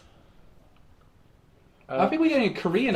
There's an orchestra We're one. getting a Korean animation one with the reason why Relena ended up with at the Duke's mansion. I think, and you thought the Japanese only had really long titles. When's the Duke of Death coming back? Because wasn't that season Summer, I believe, it's Summer. coming back. Yeah, I don't think. I think we're. I've now read the entire manga of that, so I know where the story's going. Of course he did, and we all know why. 2 very big reasons why. For the love of God, It's a shame that it was black and white. yeah, You couldn't see the blonde. Yeah, it's coming back summer. Oh, nice. oh, hang on, let me show the image. There you go. All 16 seasons. Wow, fucking hell. There you go. I will not Right, mention so this. they are moving a bit further forward than I thought they are. Interesting. Calvin here, dishing out casual spoilers. That's not a spoiler. I'm just saying. Oh yeah, you are right, Demon Slayer. Well, what? That's the sword. Why is it coming back now? It's not supposed to come back till fall, isn't it? The Demon Slayer. It would be weird if they Maybe I don't know. Maybe this is the. It would be weird if they released the first few episodes in movie form if they weren't going to put it out. Although I will tell you that the Man with a Mission is doing the opening for it. Oh, I actually nice. I heard the opening when I went to see the first episode in cinemas, and it will be my OP of the year if something doesn't come along to beat it. Oh, wow. Honestly, it's like it is such a good OP. Anyway, I think we talked about all the main ones. Yeah, I feel like there's obviously a few we're going to miss because we're going to discover these as we go along. Yeah. But that's really it for us this time. So next month we were meant to do Suzume, but due to issues with some of us getting to go and see the film, we're going to wait for the Blu-ray to come out before we can do that one. So since Suzume's month coming out, we're actually going to talk about the Makoto Shinkai's film prior to this one, Weathering with You. Maybe a bit of Your Name. And as well. your name is actually going to come into the conversation whether we like it or not, because you can't do it with Weathering with You for a reason that will become apparent when you watch it. Okay. All I can say, and because I want to finally talk about this thing with spoilers turned on, because I wanted to rant about the people that don't like this movie for a while. Oh, good God! Is it going to be another one of those episodes? We're getting political, people. Strap in. We're not. No, we're not getting political. We're just getting annoying. To quote Family Guy, here's the kicker. No one will blame you. But no, I want to talk about Weathering Review. Has it still held up? And like, how does it? For those that aren't going to see Suzume, how does it feel for us going into that?